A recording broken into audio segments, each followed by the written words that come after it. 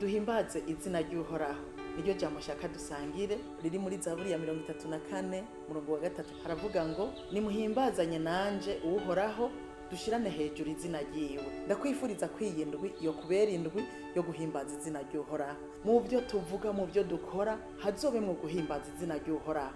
Turafise impamvu yo guhimbaza izina ry'Uhoraho kuko Imana yatugiriye neza, yaraturinze kandi hariho benshi bapfuye.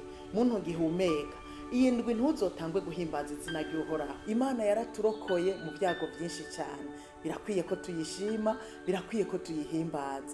Nshuti yanje ugihumeka impwemu z'abakiriho, shima Imana. Hari benshi bapfuye, hariho abo dutanguye indwi bagwaye, ariko we urakomeye.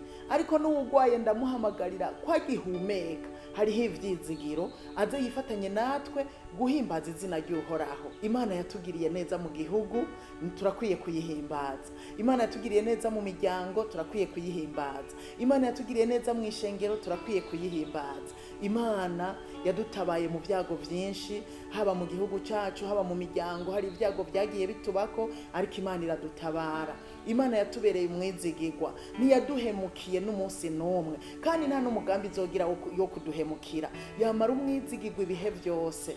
Imana uko yari irejo n'uyu munsi ni kwiri, kandi ni kwizokwama ibihe byose.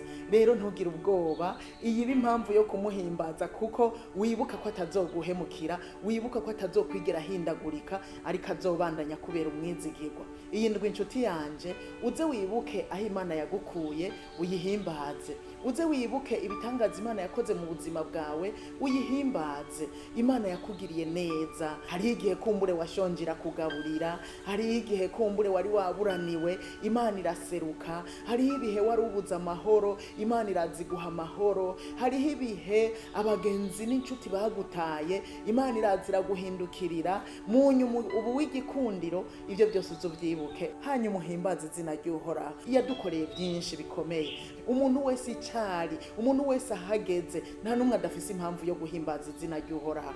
Nuko rero uzuze twifatanye muri ino ndwi dushitse ku kazi, uze wibuka ushima Imana, uhihimbaza uvuga ngo Mana ndagushima yuko wampaye akazi.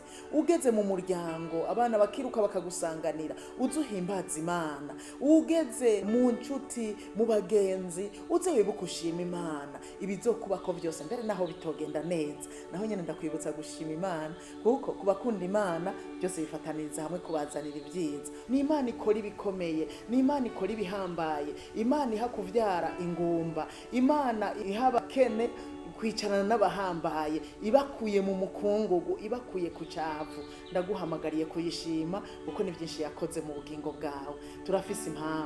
Turafise impamvu yo gushima Imana. Yesu abahezagire.